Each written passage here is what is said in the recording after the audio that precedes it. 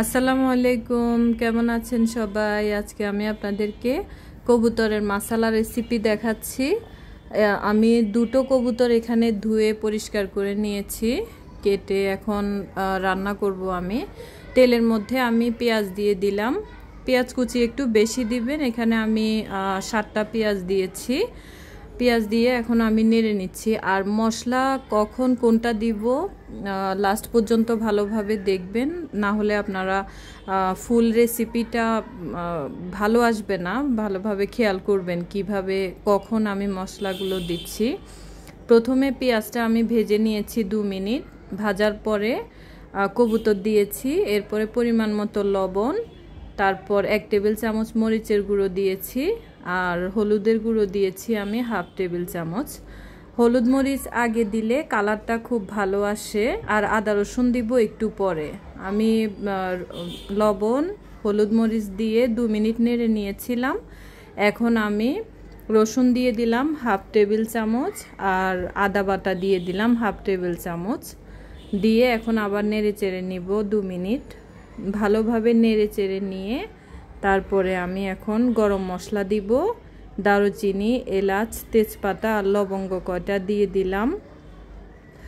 6-7টা তেজপাতা, তারপরে হচ্ছে এলাচ দিয়েছি আমি 6টা, আর দারুচিনি 3-4 পিস দিয়েছি, লবঙ্গ কয়টা দিয়েছি। চা চামচের 1 চামচ করে জিরা গুঁড়ো দিয়ে দিলাম, আর ধনিয়া গুঁড়ো দিয়ে দিলাম 1 চামচ। দিয়ে এখন আমি আবার ভালোভাবে নেড়ে চেড়ে দিচ্ছি। এখন সামান্য পরিমাণ পানি দিব, যাতে কবুতরটা একটু কষানো হয়। এখন পানি বেশি দেওয়ার প্রয়োজন নেই, জাস্ট মশলাগুলো আর কবুতর কষানোর জন্য আমি সামান্য একটু পানি দিয়েছি। পানি দিয়ে নেড়ে চেড়ে দিচ্ছি। এখন আমি 5 মিনিটের জন্য ঢেকে দিব। 5 মিনিট পরে আমি আসতেছি। এই যে 5 মিনিট পরে দেখুন কষানো হয়ে গেছে কবুতর। এখন আমি আবার একটু ভালোভাবে নেড়ে চেড়ে দিচ্ছি। আর কালারটা নিশ্চয়ই আপনারা খেয়াল করেছেন, হলুদ মরিচের গুঁড়ো বিশেষ করে আগে দিয়ে যখন আমি যে কোনো তরকারিতে আমি ট্রাই করে দেখেছি, ঢাকনা দিয়ে রাখি, হলুদ মরিচ দিয়ে মশলাগুলো দিয়ে একটু কিছুক্ষণের জন্য ঢাকনা দিয়ে রাখি, কালারটা কিন্তু খুব সুন্দর আসে। 5 মিনিট আমি ঢেকে রাখার পরে কবুতরগুলো একটু নেড়ে চেড়ে দেন আমি হচ্ছে রান্নার পানি দিয়ে দিলাম, কবুতরের ঝোলের পানি দিয়ে এখন আবার ভালোভাবে নেড়ে চেড়ে কিছুক্ষণ প্রায় 15 মিনিটের মতো রেখেছিলাম। রাখার পরে পানিগুলো শুকিয়ে এসেছে, পুরোপুরি শুকায়নি, একটু ঝোলঝোল ছিল। এর মধ্যে আমি এক্সট্রা এক পাশে পেঁয়াজ 4 টুকরো করে কেটে নিয়েছিলাম। 5টা পেঁয়াজকে কেটে জাস্ট ফালিগুলো বের করে নিয়েছি টুকরো করে কেটে। তারপর শুকনো মরিচ আর কাঁচা মরিচকে আমি ভেঙে দিয়েছি। কেউ যদি শুকনো মরিচ না দিতে চান তাহলে দিবেন না, সমস্যা নেই। শুকনো মরিচ দিলে একটু ফ্লেভারটা ভালো আসে। হালকা একটু আমি নেড়ে চেড়ে নিলাম, 1 মিনিট নেড়ে চেড়ে তারপরে হচ্ছে সয়া সস দিয়ে দিচ্ছি, 2 টেবিল চামচ পরিমাণ সয়া সস। তারপরে টমেটো সস দিয়ে দিচ্ছি 2 টেবিল চামচ পরিমাণ। সয়া সস এবং টমেটো সস দেওয়ার পরে এখন হালকা আমি আবার 1 মিনিট নেড়ে চেড়ে নিব।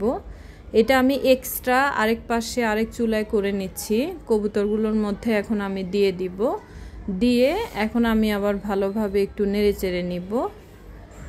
সয়া সস আর টমেটো সসগুলো একটু ভালোভাবে মিক্স হওয়ার জন্য আমি আবার ভালোভাবে মিশিয়ে নিচ্ছি, একটু নেড়ে চেড়ে নিচ্ছি।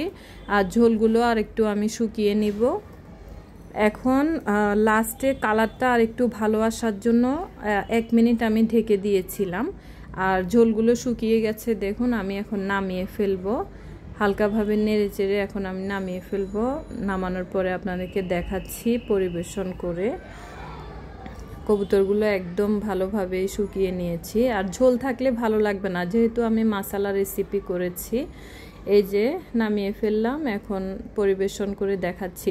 আর পেঁয়াজগুলো আমি আগে একটু নামিয়ে রেখেছিলাম যখন রান্নাটা হয়ে এসেছিল, জাস্ট ডেকোরেশনের জন্য।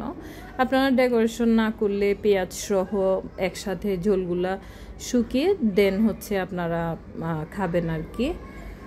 এই তো ফাইনালি হয়ে গেল, আমি পরিবেশন করে দেখালাম। কেমন হয়েছে আমাকে বলবেন। আর কবুতরের মশলা আসলে খুবই টেস্টি, খুবই ইয়াম্মি। আপনাদের কাছে যদি ভালো লাগে লাইক কমেন্ট শেয়ার দিবেন। আল্লাহ হাফেজ।